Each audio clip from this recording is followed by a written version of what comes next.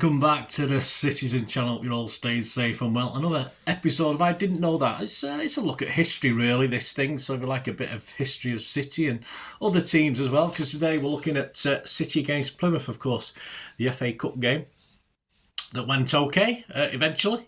So there you go and look at that. I love this scrapbook version that we get for the FA Cup games. We've been doing it for the last, how many have we played at home? Two, isn't it? Two, yeah. So I like that. I do like the City covers, although they're getting a little bit iffy at the moment for me. Anyway, they're getting a bit too samey. But I thought this was great, the scrapbook image. So we're going to check all the facts and oddities within this programme. The hard copy memory of the game. You don't need a half and half. You take your lads to the first game, or they want a memento. Get them a programme. You might even get interested in collecting programmes as well and back. I love the programme. Looking at the old ones, the old black and white pictures. Some great pictures of games against Plymouth in this. I just, just get your kids into that. I mean, there's nothing wrong with history. I know it can be a bit dry sometimes. I had the worst history teacher in the world at my school, but I loved history anyway, even though she just literally rattled off everything. We had to write it down as quick as we could. So there was no love of history, and I do have a love of history. So whether it's world history or city history, yeah, get them started. They start looking at old things and enjoying it. They might enjoy other history as well. This is produced, of course, by Ignition Sports Media now, not Reach Sports anymore. Although we don't seem to get the specials now, do we? I noticed, of course, when Tony Buck passed away. Of course, Manchester Evening News is done by Reach Sports, but yeah, we would have probably got a special on that if Reach Sports has still been doing or linked with City, but of course it's Ignition now and they don't do that sort of thing, so it's a bit disappointing actually. It's a shame City can't do something about that. Anyway, subs available half season for 24-25 from £70 in the UK and Ireland, so full season £135. They'll send you back copies now, of course, send you in bulk of the ones that have gone, and you can get stuff overseas as well, a bundle. So you usually get one if you subscribe at the start of the season. You'll get one in January and one at the end of the season. So you'll automatically, if you subscribe to that, get the first half, and then you get the next half at the end of this season. So there you go, Ignition Sports. Any problems, guys, just give us a shout. I can point you in the right direction. And just a quick word, lots of new subscribers. My thanks, incredible thanks. But if I can just do a quick word for a podcast I already do as well with big City fan Mike, originally from Northern Ireland, now living and working in South Korea.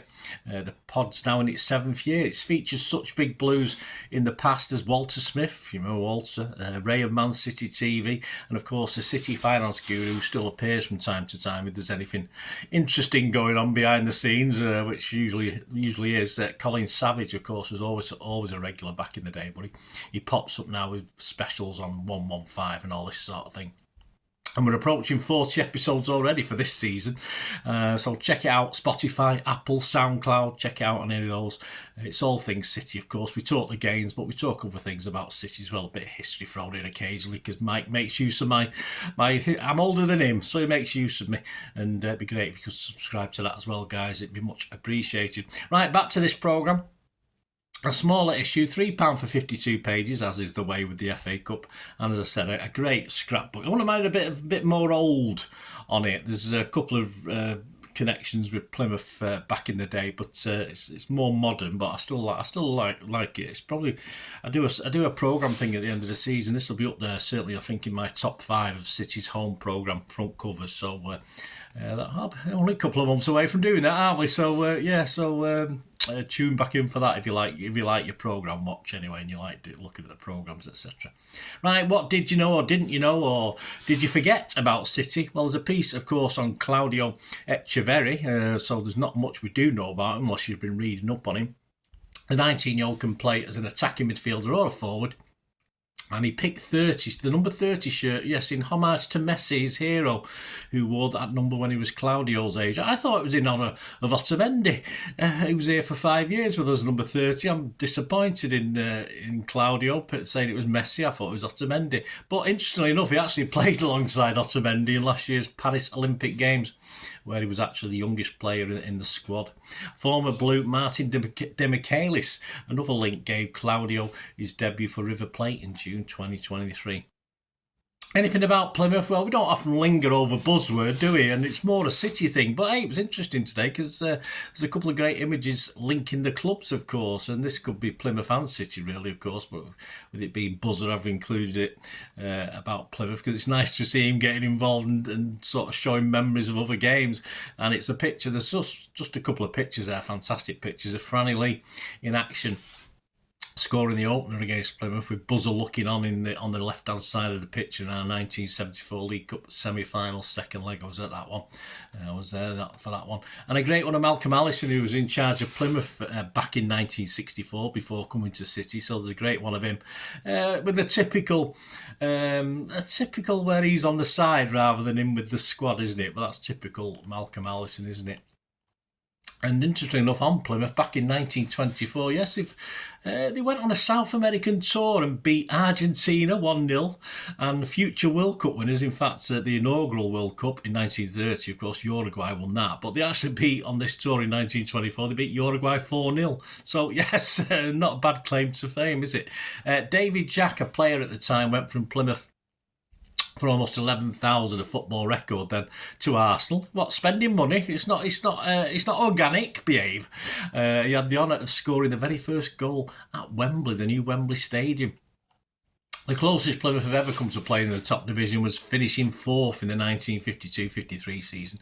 Of course, only 2 went up at that time, so they missed out by a couple of places. In 1973, their links with South America continued on and off. They invited Santos and, of course, Pelé at the time to home park and only went down 3-2. And, of course, a year later, they held us to a draw at home. So, you know, from Pelé to City, connections, isn't there? At home park, we drew with them 1-1, of course, in that League Cup semi-final we mentioned before with those buzzer pictures. Of course, we drew there 1-1 at home park. Did you go? Let me know. And of course, we finished the job 2-0 at Main Road to get to the final. But so some links with Plymouth, and of course, certain player links, and certain Andy Morrison's got a big connection, of course, hasn't he? What about the manager, Miran Muslic, at just aged 9, fled from the troubles in the Bosnian War and received asylum in Austria. And his best effort as a manager was taking Belgian club Cercle Brugge into Europe for the first time in 14 years in 23-24. And he joined Plymouth in January 2025. And of course, Home Park, you might not know this dates back to the 1900s. Home Park is also known by Plymouth fans as the Jan Zero. So they do have high ambitions. They've never quite made it though, have they? But anyway, there you go. More about City and Plymouth. The man of the match, Alistair Mann's feature, is called 1,100 miles in 4 days. And of course, Plymouth is the furthest ground away from Manchester in all 4 divisions at the moment. A 560-mile round trip for Plymouth fans and us if we were going down there. But today, if they'd drawn Newcastle, it would have been 820 miles. In 1988, of course, City and Plymouth met in the then 2-legged round 2 of the League Cup, and we ended up, due to a quirk of the fixtures, not only travelling for the League Cup on the 12th of October, but also a League Division 2 game on the 15th of October. So the Blues who made those trips, were you one? Were rewarded with 2 wins, fortunately, but I mean, that was unusual in those days. Let me know if you were there at both games, guys, or even at one, it doesn't matter. Leading 1-0 after the League Cup first leg, courtesy of David White. It all seemed easy going for City down at Home Park in the second leg. We were 2-0 up, 3-0 on aggregate, thanks to goals from Biggins and Glegorn, gave us the 2-0 lead. Then typical City hit as Plymouth hit 3 in a matter of minutes, of course, which obviously squared things up on aggregate, of course, put them in the lead on the night. But the delight of the travelling Blues, no doubt, who've been panicking. I can imagine it now. City scored 4 in 15 minutes through Malden, McNabb, Lake, and another from Glegorn. We eventually ran out 6-3 winners, 7-3 on aggregate. And then, yes, the October 15th league meeting was by comparison a little bit of a tame affair at Home Park. A Brian Gayle goal was the difference on the day. So do you remember those 2 games, guys? We both have ships on our badge, of course, though ours is not an actual name ship, is it? It's just a what's the word? It's just an image of a ship, a sailing ship from Manchester Ship Canal at the time. But here's a quick quiz question. I've done one of these for a little while, where I just ask you a question in one of these. Answer at the end. We might not have a ship that's a named ship on our badge, it's just a general ship, but what is the name of the ship? It's actually a real ship featured on Plymouth's badge, so do you know that one? So if you do like your history, as we hinted at early on, you might know that, you might not. Have a think anyway. I'll give you the answer before we go. In 2010-11, Plymouth's top scorer was no less than Bradley Wright Phillips. Gary James's One Moment in Time looks at City versus Plymouth clashes in the 60s with some great images. Of course, we met them 3 times in the lower division, second division in the mid-60s. Consecutive seasons, 63-64. We drew at home with them, 1-1, and then they beat us away, 2-1. In 64-65, under new manager Allison, that's Plymouth, and a right back called Tony Buck. I think I've heard of Tony Buck. Anyway, Plymouth beat us 3-2 at their place, but we managed a 2-1 victory at ours. And at the time, City journalist Peter Garden didn't like Allison's boastful comments, the Plymouth manager, though of course when he joined City very soon after, the two become very good friends, and it was always good to get quotes, wasn't he, of course. And in the 65-66 season, of course, Allison was now at City, and Plymouth beat us at their place, so I don't think Allison was impressed, and we only drew with them at home as well, so there you go. The action pictures are from this 1-1 game in season 65-66. Dowd, Doyle and Heslop are under pressure in one of them from a Plymouth's Bickle. There's a great name, Bickle. I'm not too sure the Plymouth players on the second one, but Bell and Doyle are teaming up to threaten the Pilgrims' goal on that second image. And of course that 1-1 draw was enough to take us back at the time to top of Division 2 and extend an unbeaten run to 20 games. Of course we would go back into where we belong in the top division. There you go, guys. And the ship, I won't forget, guys, the ship on the Pilgrims badge is of course the Mayflower. There you go. If you don't know anything about the Mayflower, read up on it. So there you go. Hope you enjoyed this. I didn't know that. City versus Plymouth.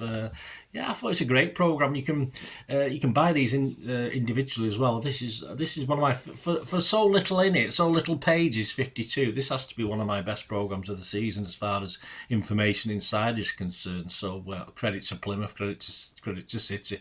So yeah, I really enjoyed that one. Thanks for watching, guys. Let us know your thoughts in the comments. Or, of course, you can contact me through my socials if you want to know about them. And ways to support the channel, guys. As I said, loads of new subscribers. If you want to get memberships, etc., or support the channel just by watching an ad or two, that helps me out. It helps me going forward as well, making the best of this channel I can. So if you can do that, all I ever ask is you keep watching and listening. I hope you enjoyed the feature, and yeah, if you can support me through the subscription, if you can subscribe, guys, that'd be wonderful if you've not already done so. We do actually have memberships at the moment, just 99p a month, so you get access to all my City stuff, including all the history vlogs, dozens and dozens not been published yet that you get immediate access to, and every time I do a edit and do a vlog, you get immediate access to it as well. So you can have a copy of scripts as well if you want any hard copy of the sort of things I do on matches and teams and managers and players, etc., etc. So if you can join the membership, that'd be wonderful. We do fine. And yeah, if you want to support the channel just by watching the ads, that helps. Watch the ads, let them play through while you just have to check your phone or something, let it play out. And of course, if you follow any of the links, that always works as well. If you follow a link to one of the ads and you fancy something, I've done it myself. I've followed a link and actually purchased something from another organisation. But it can happen. It can happen. Not all ads are stuff you're not interested in. And of course, if you can give us a like, guys, that would be absolutely fantastic. All the likes are much appreciated. Anyway, thanks for watching. Until the next time, of course, I only ever ask one thing, don't I? Please, I ask you all to stay safe, especially you Blues. Until the next time, come on, City. Bye for now.